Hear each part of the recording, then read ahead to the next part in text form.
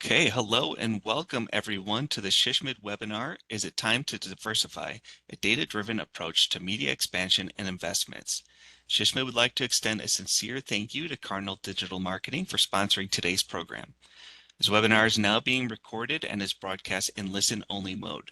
We have designated time at the end of this webinar for Q&A, but feel free to click the chat icon in the lower right-hand side of your screen to submit questions or comments throughout the presentation. And it's now my pleasure to introduce today's speakers. We are joined by Rich Bredick, who is Chief Strategy Officer at Cardinal Digital Marketing. And with over 12 years of experience, Rich is a data-driven strategist with deep expertise in healthcare advertising. He guides Cardinal's overarching media strategy and shapes how the agency approaches emerging platforms, performance optimization, and full funnel patient acquisition. We're also joined by Alex Kemp, who is Senior Director of Applied Analytics at Cardinal Digital Marketing, where he leads the analytics department and oversees business intelligence operations. With over 9 years of paid media experience, Alex specializes in developing HIPAA-compliant data infrastructures that capture crucial marketing data to optimize campaign performance and drive qualified lead volume. Rich and Alex, thank you so much for joining us. The floor is yours. Thanks, Tom, and thanks everybody for joining us on this webinar to learn a little bit more about advanced measurement and how we can scale up in new channels and get the most out of our marketing efforts. So it is an hour-long program today, and we'll be covering the problem statement really in the first piece, how we develop solutions to that problem statement in a privacy-first world where HIPAA concerns are paramount. And then also the sort of practical items here of developing a testing roadmap. How can you get started? What types of considerations do you need to take into account? And then obviously we'll have Q&A at the end, as Tom already mentioned. So without further ado, let's get into the common problem statement, which is how do we scale performance, especially through digital marketing channels, but also offline can be a consideration as well. And I think what we often see as an agency when we're working with healthcare partners and clients is that most of their digital investment is in Google Ads. It's in search. And I'm using Google Ads in the broadest sense here, Bing as well, for sure. And oftentimes what they're trying to do is we're trying to drive more patient acquisition or hit more goals at the bottom of the funnel. And unfortunately, the elasticity of search is just not never ending. And what we tend to see is there's a diminishing return curve that clients are going through, or going up, I should say, where once they were spending, tens of thousands of dollars a month and they're driving a $50 cost per acquisition. Now they're trying to spend $200,000, $300,000 a month, and maybe they're driving a $200 cost per acquisition because it's just getting more expensive. They're really having to push into impression share loss to rank. They're having to compete more heavily with competitors in the space, and the costs are just going up. And I think the key piece here is not only is their blended acquisition cost rising, but their marginal acquisition cost is significantly rising. And oftentimes our clients might not be aware of that fact. And so the marginal acquisition cost, which we'll talk about here in a second, is what would the next dollar that I invest in this tactic drive for me? What would that return look like? And so, oftentimes we see a pretty steep curve, and then it really flattens out. And for that incremental investment, you're not getting a whole lot more. So some signs, sorry guys, just moving over to the next slide. Some signs that Google Ads might be plateauing. Again, I just talked about it briefly here, but I'm maxing out my impression share. So before when I was spending less, I had a lot of impression share that was lost to budget, and I just kind of push into that and drive roughly exponential or linear performance with the incremental dollars that I'm investing. But now I've not got any search impression share loss to budget. I'm having to push into impression share loss to rank, which means Google's making me pay more for a click, have higher bids. I'm also, competing for the same amount of volume in that market or for that service line with competitors, and it's driving up my costs. I'm also seeing, flat or falling conversion rates because I'm having to go out wider in terms of my search intent. Maybe initially I'm really in that sweet spot or that bullseye in terms of the keywords that I'm targeting, the search themes I'm using on PMax. But now, because I'm trying to scale up spend, I'm having to go broader. I'm having to go more top of the funnel in my keywords. And those people have less intent, and so my conversion rate is being negatively impacted. Rising CPCs and CPAs, obviously, that's the key indicator that this is happening, and that's the result that you don't want to see.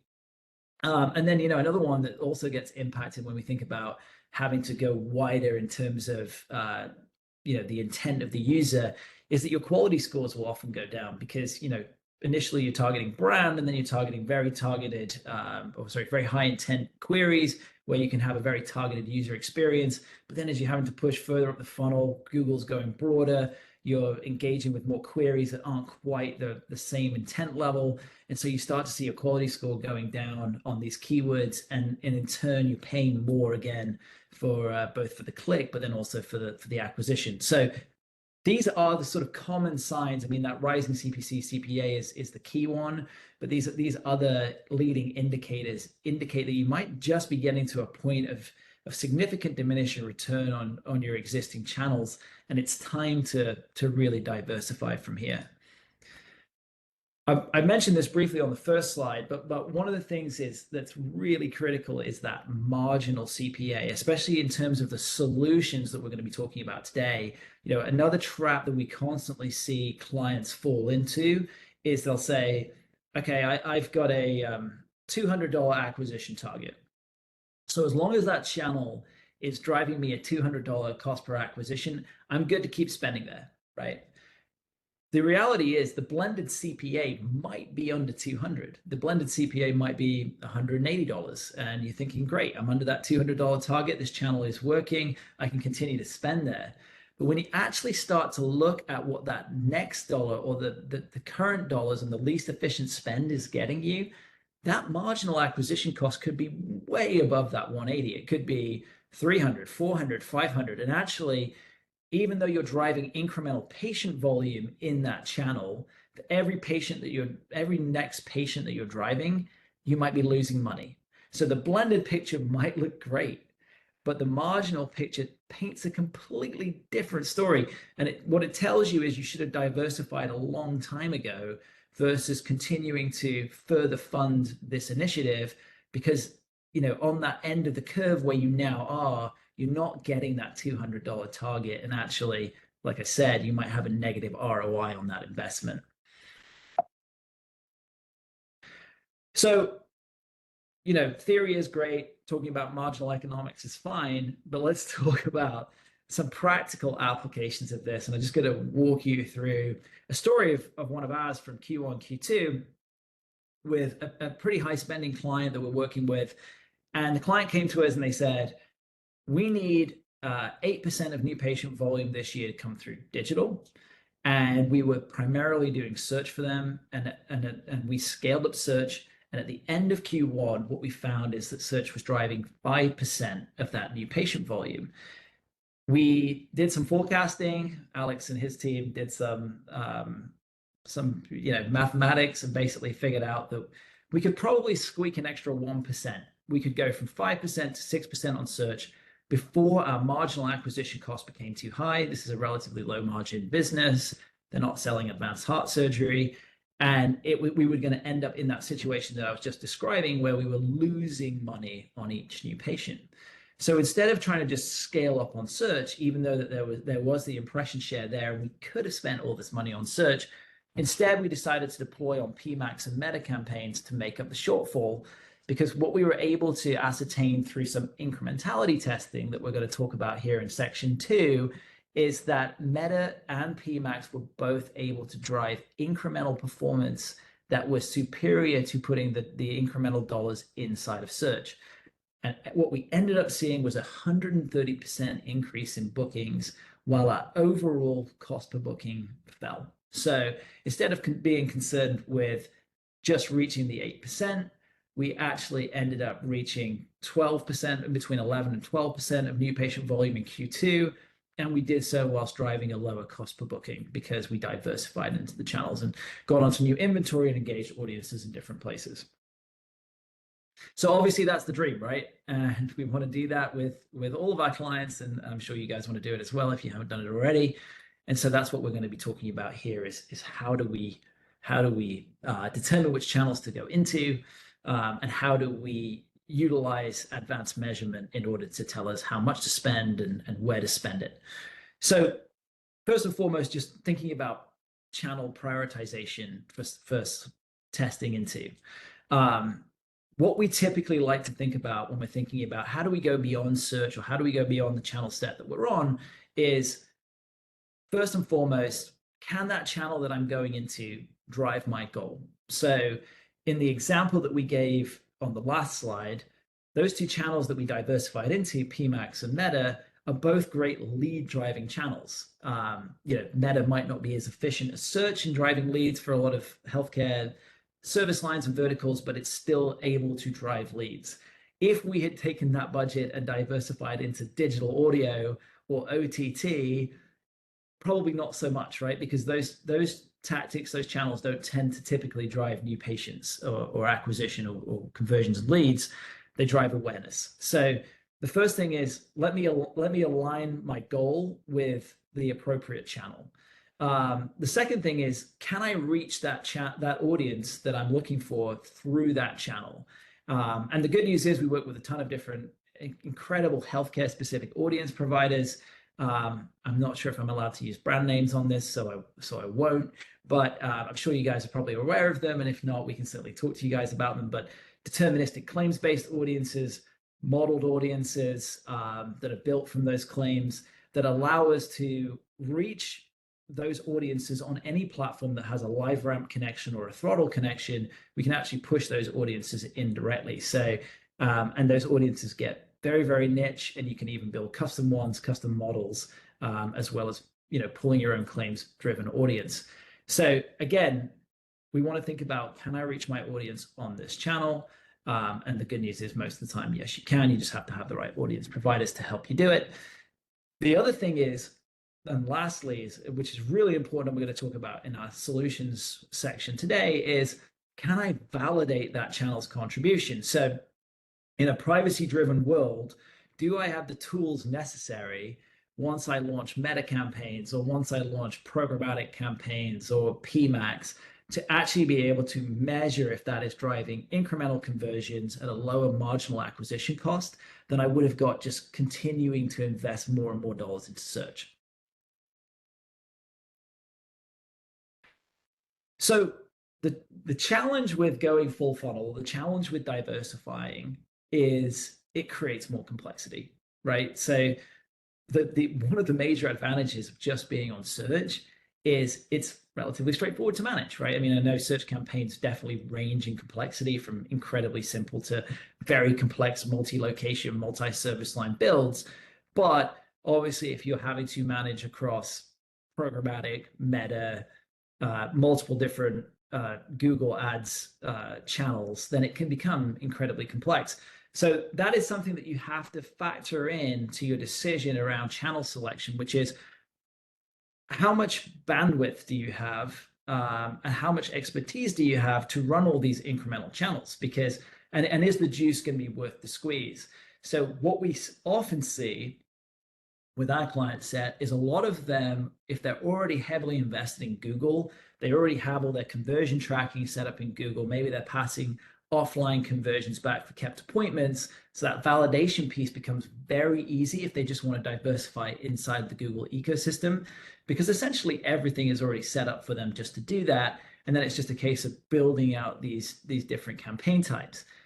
If you are looking at the left-hand side, which is going full omni-channel, a whole lot of other questions arise, right? Which is, if I'm going on to Meta, do I have a HIPAA compliant way to track that? Can I pass back the same signals that I'm passing into Google to measure against anyway? Can I use the conversions API with Meta bringing in, partial restrictions and full restrictions on healthcare advertisers?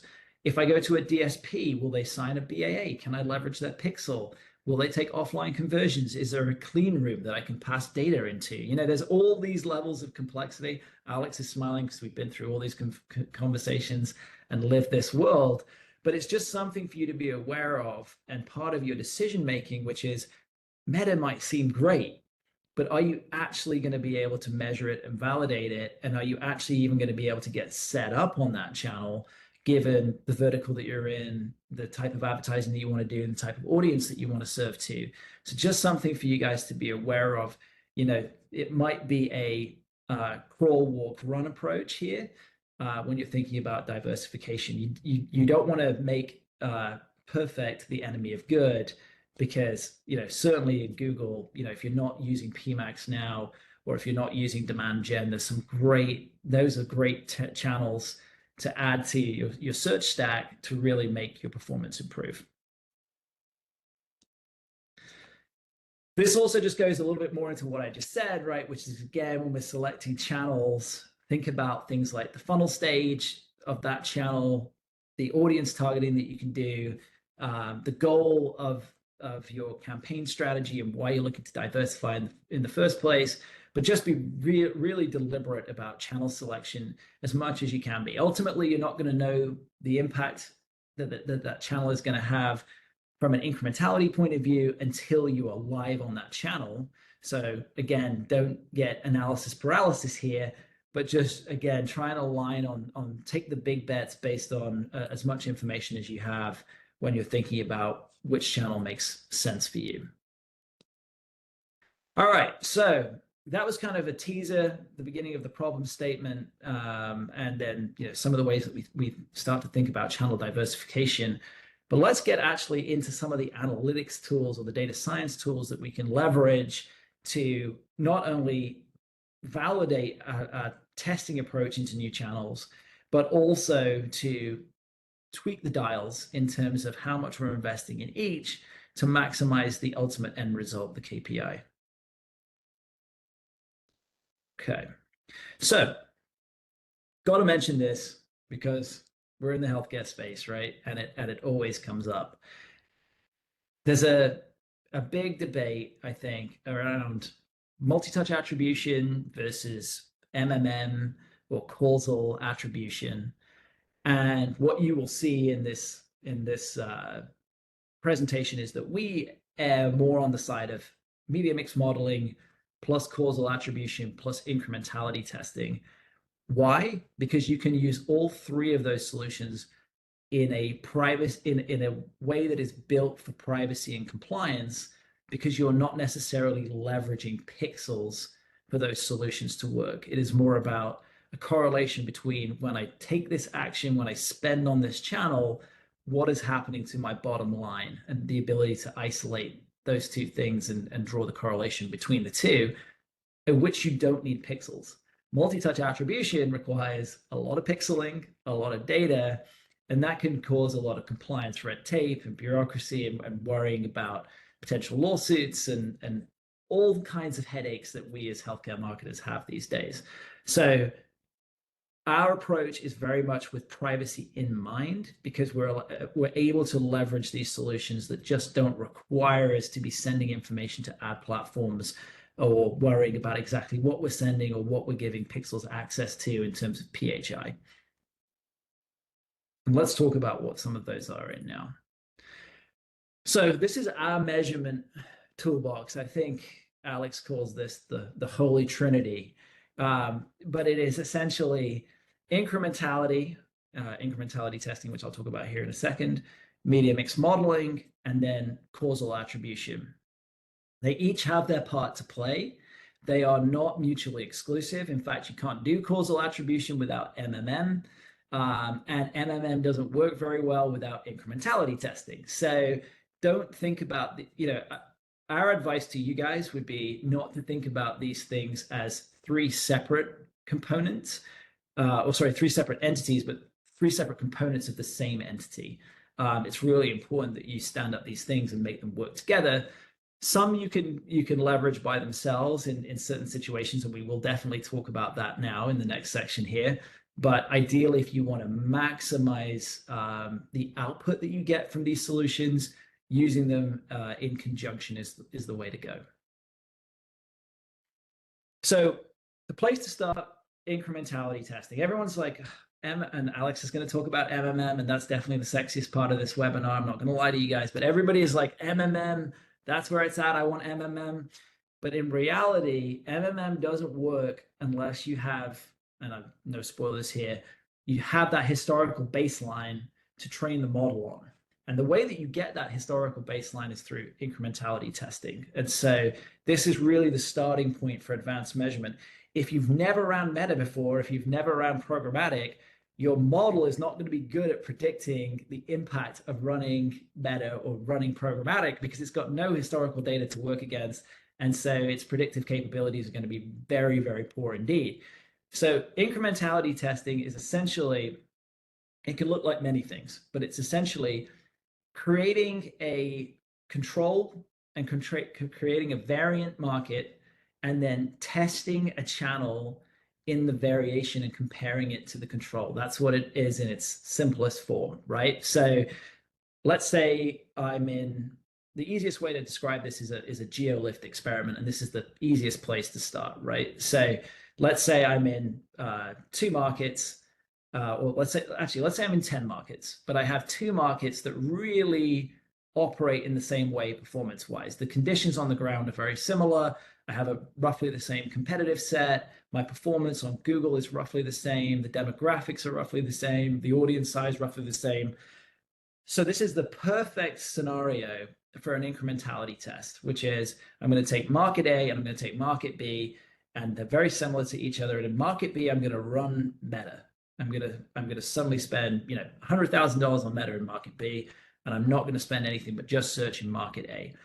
Then I can measure the incremental lift of running meta in market B versus market A, and I can measure it both from the platform specific readout that I get from Meta, but more importantly, I can measure the impact on my KPI writ large in that market. Because oftentimes, especially as we go further up the funnel, we're not driving direct conversions. And Meta is a great example of a tool that has a 1 day look back window for view through conversions, right? So I have to see the Meta ad and then I have to do the view through conversion within 24 hours. Well, oftentimes we know that patient journeys don't work that way, right? Like maybe I need weeks of nurturing. Most conversions from Meta are going to be view through. So uh, being able to measure holistically and marketing buzzword, halo effect, etc. That's ultimately the conditions that you want to create here via incrementality testing to understand how many additional conversions I'm getting in market B from adding in that meta layer. Those are not conversions that I would have got anyway from search. It's those incremental conversions, right? And the only way that you can do that is by looking at my holistic conversion volume number and measuring it against the control of the number of conversions I was able to drive just through search tactics or the existing tactics that I have in market. Okay. So the easiest way to deploy incrementality, like I said, is through GeoLift. And what's great about incrementality testing is it's brilliant for new channels. It allows you to measure the impact of new channels immediately. If you have enough data and enough spend, you can measure that impact in weeks and not months. You don't have any need for any historical data like MMM does. And incrementality testing can be sensitive to small changes. So MMM operates at a channel level, whereas incrementality testing, you can really measure it down to even a creative level if you have enough data and enough spend. Now, obviously, if you don't spend that much, trying to measure incrementality down to a single ad could take you a year or more. But if you're spending a lot of dollars on an incrementality test, you can get more granular information than you can using MMM. The other thing too with incrementality that's great is just like MMM, it can account for macro factors. So you can, again, when you're building and you're designing your test, you try and take into account all those macro factors. You wouldn't want to test, allergy season in a northern state versus a southern state if if the allergy season in Florida happens in March and it happens in May in Illinois, then you're not going to want to do an incrementality test if you're an allergist in the month of March, because again, obviously you're going to be impacted by the seasonality of the business in one market versus the other.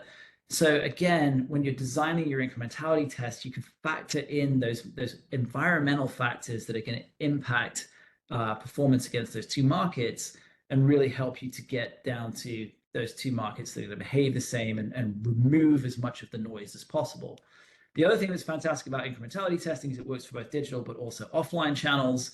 So again, if you wanted to test what's the impact of adding 17 billboards in market A versus market B that has no billboards, you can do that with incrementality testing, as long as, because you're just looking at the holistic conversion volume that you're driving. It doesn't have to be attributed to the billboard. You're just looking for the difference. And the other thing too is, you can get started with incrementality testing without any specialist knowledge or sophisticated tooling. You just have to be able to identify the test and the control markets. All right. There are more advanced solutions. So we work with some platforms that is what we would call always on incrementality. And what these platforms do is they ingest the baseline KPI that we're measuring. So whether that's new patient volume, kept appointments, whatever that might be, that business metric. They also ingest media spend from all our digital and our offline sources. They pass it out by week, and then they also ingest all of the actions that we're taking to optimize that media. So if it's digital source, they'll be ingesting the change log from Google Ads, they'll be ingesting the change log from Meta Ads. And if it's offline, we'll be feeding a file in of changes that we've made to our media strategy or our media mix, like the promos that we've run, campaign flights, etc. And what it can do is it then correlates when that change was made with changes in your baseline KPI performance, and it will estimate the impact using modeling. It will estimate the impact of that change and the incremental conversions that it drove, and the marginal acquisition and the marginal conversions that it drove as well. So the beauty of a platform like this is, A, it's looking at everything, not just specific things that you're testing, but B, it doesn't require you to actually set up test scenarios. It doesn't require you to say, I'm going to go dark on search in that market this month so I can test the impact of search on my marketing, or I'm only going to spend on Meta in this variation market and not on this control market so that I can understand the impact of Meta, which the opportunity cost there with testing that way is, obviously you get great insights, but the problem is you're having to start marketing a fair amount to understand incrementality, which might mean you're cutting off your new patient flow, and you don't want to do that.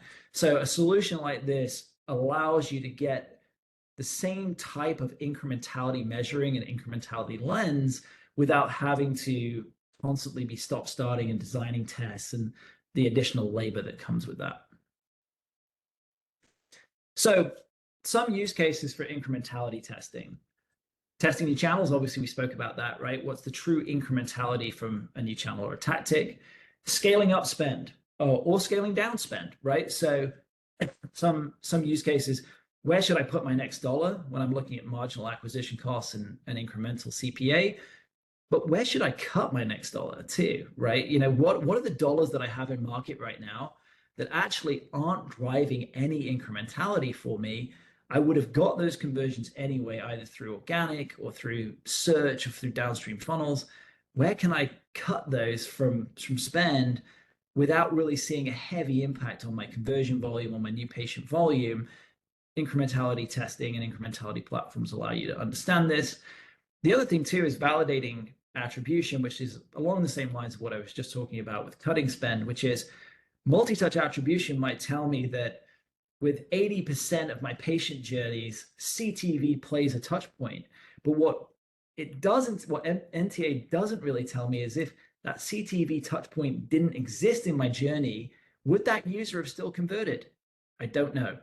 But incrementality testing does allow me to answer that question, right? If I didn't have CTV on in that market and that touch point didn't exist for that patient, would they still convert?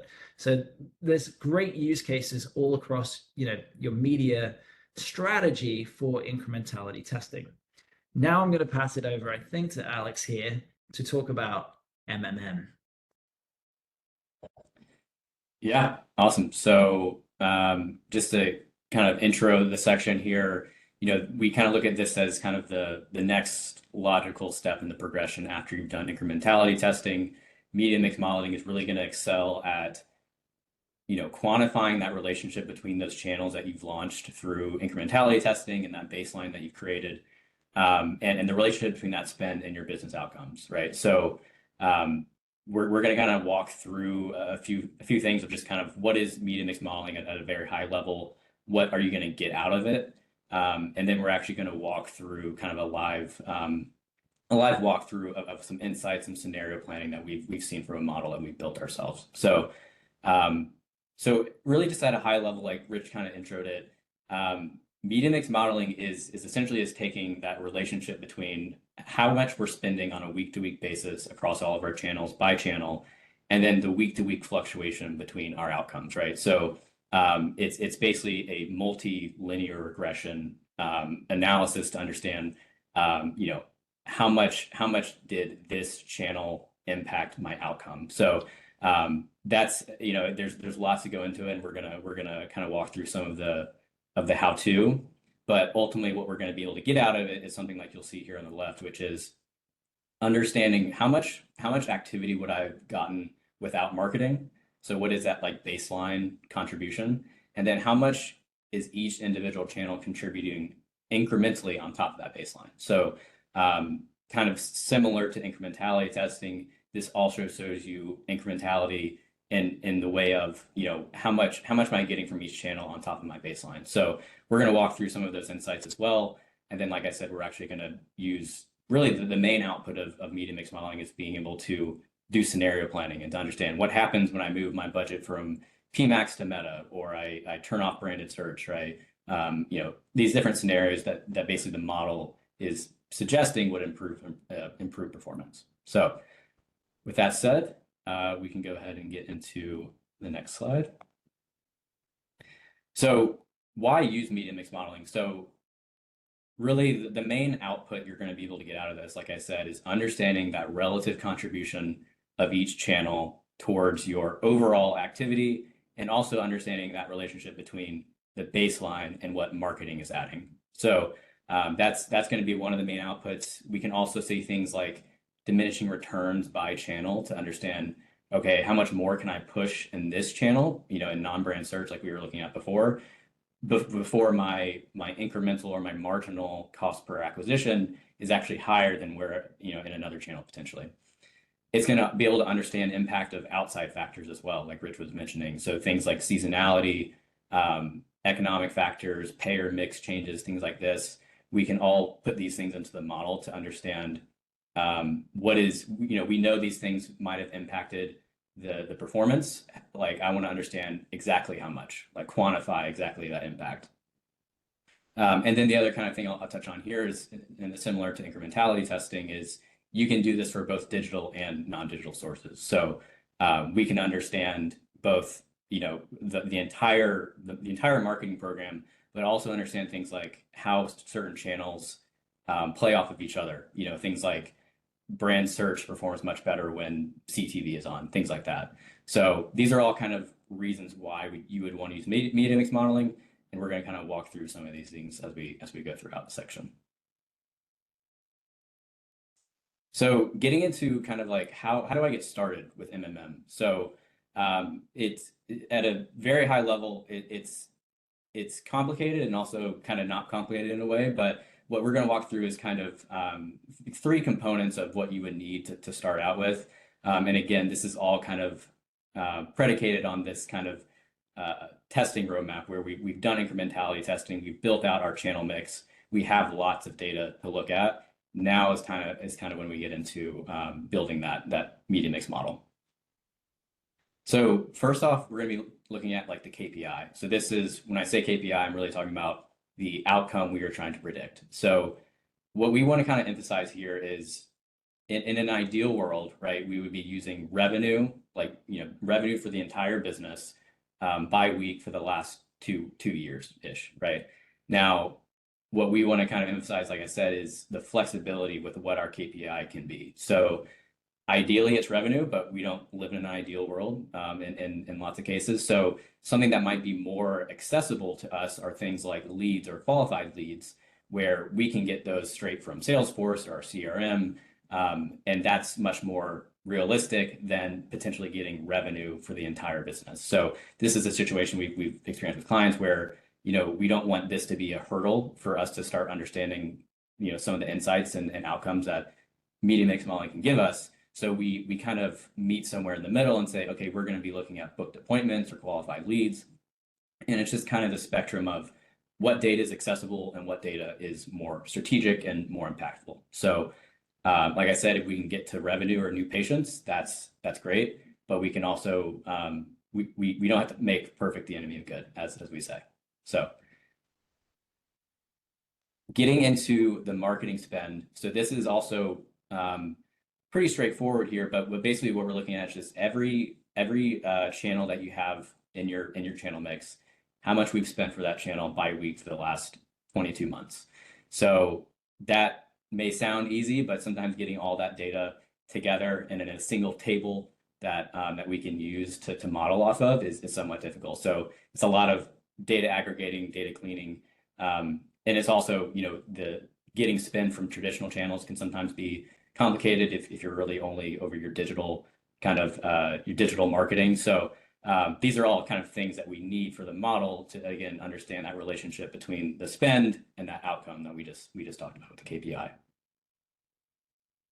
Now, I'll say the reason I say it's complicated, not complicated, is those first two components are pretty straightforward in that they are just numbers and they are what they are. And if we can get our hands on them, then it's pretty straightforward from there. When we get to the third component, which is environmental factors, this is where we're actually adding context to the model. And it is not it's more of a gray area. It's not black and white like numbers. It is more like over the past 2 years, what are things that could have happened that would have affected our outcomes on a weekly basis. So these could range from a few different factors, but seasonality. So things like if flu season impacts your business, if you're in urgent care, things like that. Back to school period, if the kids being in or out of school affects your demand, things like that. As well as like internal factors, right? So did you launch a new website? Did you did we launch new creative? Did we launch a new service line? Things like this that are also going to be impacting the outcomes. And then you have things like economic factors. Again, the idea here is like if you think it has an impact on the model or on the outcome, then we want to put that into the model to exactly quantify what that impact is. And sometimes what we find is the impact is low, but we kind of just want to cover all of our bases here and make sure we're thinking about all potential things that could be happening outside of our media that could be affecting our main business KPI. All right, so with that said, I'm actually now going to share my screen and walk through a handful of insights and then a scenario planning kind of exercise so we can really kind of see, where the rubber meets the road and see what it looks like. So just give me one moment while I share my screen.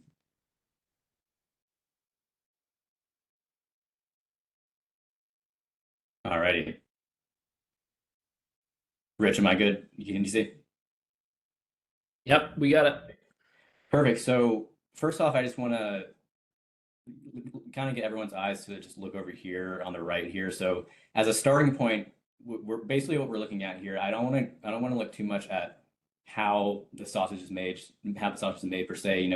There's a lot to talk about that, but I really want to focus on what are we actually getting out of it? What is the output? So kind of at a high level here, what we can immediately understand from what the model's telling us is exactly how much paid and organic is contributing to our overall outcomes, as well as what is our baseline attribution. So basically what this is showing is 48% of what the model found in the outcomes was baseline, basically what would have happened without marketing. Then we get into organic, where it's estimating about 7.5%, and then paid is about 45%. So immediately we can kind of see that disposition of what is our baseline and what is kind of our paid and organic contribution from there. And then if we kind of shift our eyes over here, we're looking at a few different metrics. One is called spend share. So this is just the percentage of spend that channel made up out of the entire channel mix. Then we have effect share, which is basically what the model found was the contribution of that channel out of the entire channel mix. And then we also have platform effect share. So we're also ingesting platform data to kind of also and put this into the model to understand from a platform perspective, what is that share? Now, the insights here happen when you compare the relative shares across these channels, right? So if we look at brand search in this example, we're seeing branded paid search made up 10% of the spend share, but only 4.8% of the effect share. So basically, you can really see right there, there's that disproportionate relationship between how much we're spending on it and then the relative contribution. Similar to Performance Max, where we're seeing about 7.5% spend share and about 4.5% effect share. So that right away is where the model's highlighting actually, brand search from a platform perspective might be looking great, but in terms of when you look at it from the overall mix and this kind of new view of contribution, it's actually not contributing as much relative to its spend. And then conversely, we can see things like Facebook traffic, where albeit at a very low level of spend, we can see it was 0.27% of spend, but about 2% of the effect share. So that is showing the opposite, where the effect share is actually higher relative to the spend share, which is a positive thing. So again, that's just kind of right away where we can see some channel level insights about what the model is showing us.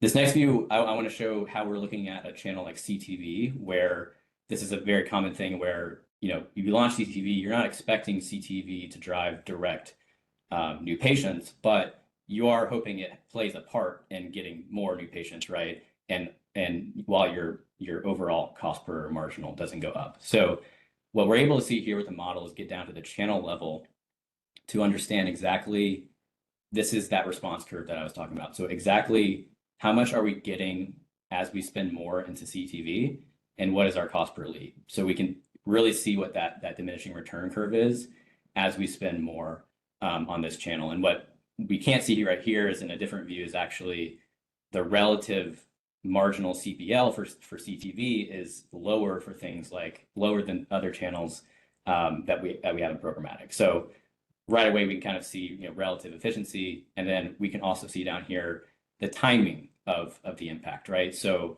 what we're seeing here is basically the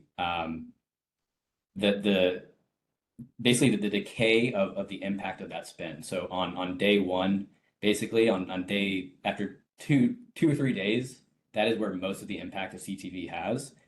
And then it keeps going for about a week, but then after about a week, it really starts to trail off. So not only can we understand relative cost efficiencies, but also the timing impact of certain channels. All right, and now I'm going to get into the scenario planning real quick, and then we're going to jump back to the presentation. But like I said, this is really where you can start to literally tweak the dials and see what happens when I shift more budget here and less budget there. So first off, we've built a few different kind of scenarios where one is just optimizing the current spend. So taking the last 30 days and saying, okay, here's how you spent it. Here's how the model recommends spending it. Then we have another scenario where we're saying how much, if we increase budget, if we went from 2.4 million to just over 3 million, what should we expect from that? And how should our channels be configured and from a channel perspective? And then we also have things like decrease, like if we have to decrease our budget, how should we do that in a smart way? Now, what I want to focus on here is this last one called constrained, which kind of throws some real world constraints into the model, right? Because when you look at the spend increase model, it's basically allowing you to increase any of these channels up to 300, 400%. So now that sounds great, but the reality is that for a lot of these channels, we either can't increase spend by 300, 400%, or we wouldn't want to for various reasons, right? So what the constraint model allows us to do is actually say, okay, for these channels down here, which I know, Facebook traffic, CTV, display, all these I know I'm not going to increase by more than 30 to 40% on a given month. So we put some real world constraints onto these channels and said, okay, with these constraints and with no other constraints, now how would you allocate that $3 million? And this just allows you to give, now, albeit it's fewer leads, but it has those real world constraints baked into it, which you need because that's that is a major theme of MMM is there's a ton of assumptions built into it, and you have to be there checking the assumptions to make sure what you're getting is actually realistic and reflects what is out in the real world. All right. Switching back to the slide deck here.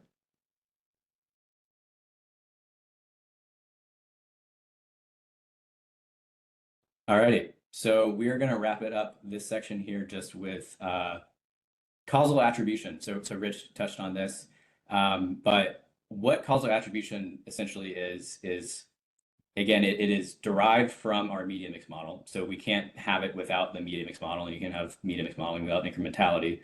But causal attribution allows us to take basically it allows us to basically correct what is in the platform, what is being reported in the platform as our return on ad spend or our cost per acquisition. We know that that is skewed and there's platform biases within each platform. This allows us to kind of see through that noise and essentially restate platform ROAS and cost per acquisition. So just to kind of explain this in a way, in a kind of see it in action per se. So this is where we're seeing essentially from our media mix model, we would get these what's called channel adjustment ratios. So what the media mix model is showing for this example is this campaign for Google search brand has or this channel, I should say, the actual ROAS, in the platform is reported as 2.3, but what our models showed was actually it's 2.1.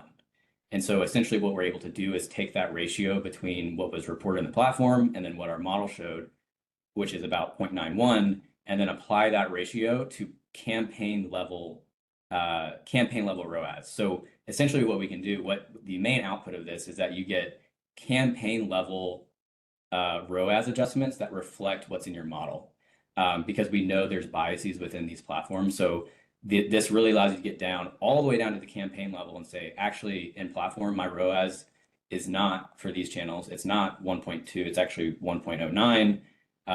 Basically in all these situations, the ROAS was being overstated and we're able to adjust these. And then we have all of a sudden we have a brand new disposition of platform ROAS where we can see, instead of, again, 3.5, it's actually 3.18. So that's kind of causal attribution in action. And again, it's derived from media mix modeling.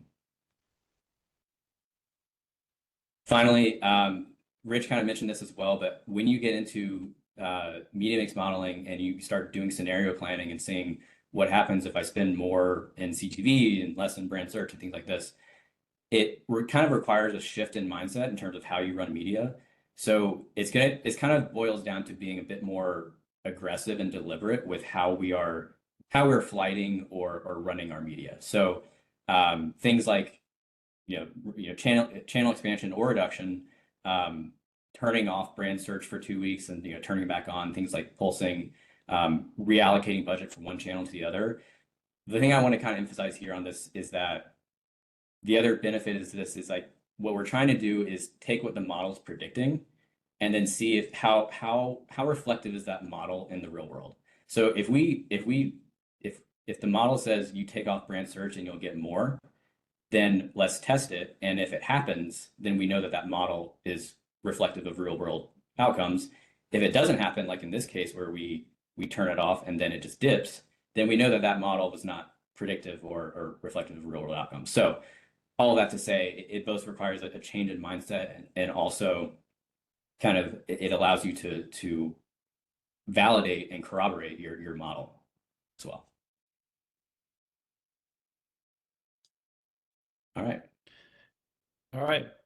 Thanks, Alex, for walking us through MMM. Incredibly exciting and interesting. And I think, I'm sure there's a lot of SEO people there who were picking up on your brand search over contribution talking point there. And it's funny, again, it just underlines the fact that we have so many ingrained perceptions of what different channels do and how they contribute, and everybody puts brand at the top of the list in terms of the ROI that we're going to get.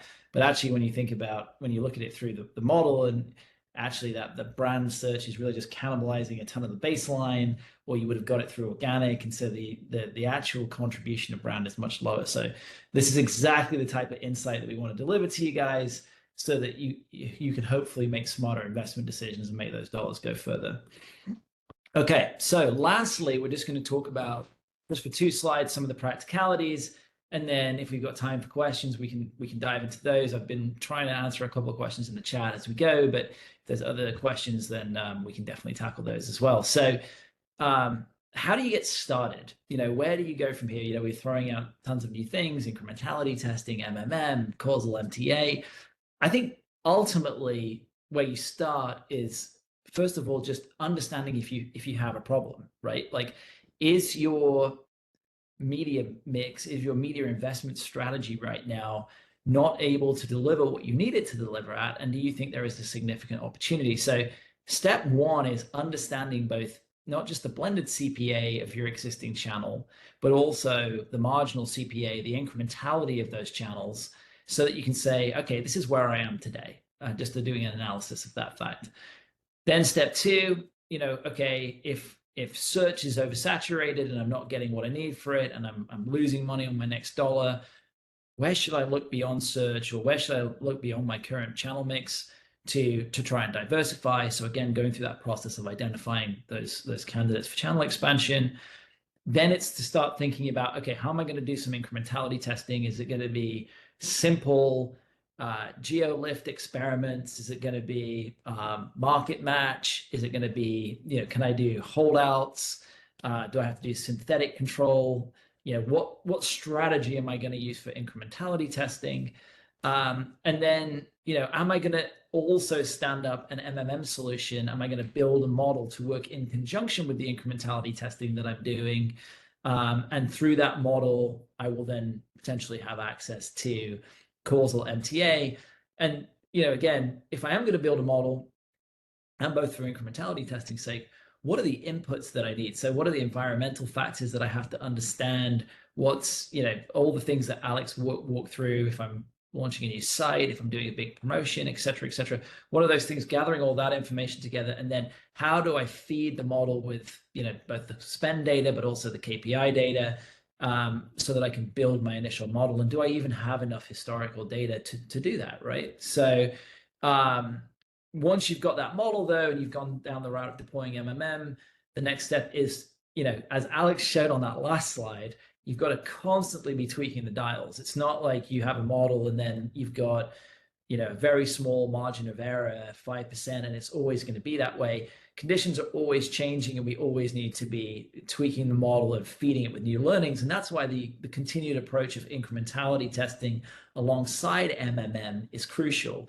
That point 3, the incrementality testing approach, it runs in parallel with your MMM solution. It's not, you don't just do incrementality testing, and then once you've launched MMM, you've got that margin of error where you want it. You don't just kill incrementality testing, because things will change, right? Channel performance will change, environmental factors will change. You need to run them alongside each other. But ultimately what you're trying to do is get that model as accurate as possible, within 10%, ideally within 5%, if you can get it that tight, and then keep it there by continually testing and tweaking the model. And then obviously where the rubber meets the road, as Alex showed us earlier, is then how do you take those insights from the model and actually leverage it in your media plans to make better investment decisions and make sure that you're spending in all the right places to drive that ultimate goal of new patient acquisition or whatever that might be. Just lastly, some key considerations as you're going down this path. So these may all sound very obvious, but defining your objectives. What questions do you want answered? What are the goals that you're trying to achieve? Is it channel ROI? Is it incremental lift? Is it optimizing your spend allocation? Just be really defined on that starting objective, because that's going to help shape your entire strategy when it comes to this. Data readiness is the typical roadblock that we see with most of our clients when they want to start getting into these activities. Is the marketing team does not know everything that the field team is doing and all the input and all the actions that they're taking that are impacting that bottom line KPI. They might not know about other operational challenges that are happening in certain markets. So these are all crucial environmental factors that have to be gathered. And then you've got to be able to get, all the marketing spend by week and ideally pipe that into a data warehouse or pipe that into somewhere that can be ingested by a model, as well as the KPIs from your EHR systems or your CRM. So think about your data readiness plan. How am I going to get all this information to feed an MMM solution or to feed an incrementality testing strategy? Because oftentimes this is the most challenging part. And then, once you've got that perfect model or as good a model as you're going to get, how do you then work with your agency or your media team in-house to actually operationalize both the change, but the change management that Alex was talking about at the end of that last section around, okay, you can't just run flat budgets every month now, and you can't just spend the same every week on these channels. We actually need to be way more aggressive in our media optimizations and our media operations, because we have to be able to teach the model new things. Like if I double spend on PMAX week over week, what's that impact going to be, so that we can inform the model, so that we can make better decisions when it comes time to scale our budgets. So it's not just as simple as building a model and then handing a media plan scenario off to the media team and telling them to go execute. You really have to coalesce around this strategy, get all the stakeholders in the room, get alignment, and then think about a strategy for how all parts, all functions inside of the media operation and the analytics team change together to make this as successful as possible. Okay, so that is the end of our presentation. I'm not sure if there are any additional questions. Alex, have you been checking the chat? I think we are. I was actually just responding to one, but this one's about kind of the minimum budget that MMM would work with. I was gonna say my part, and Rich, you can add on.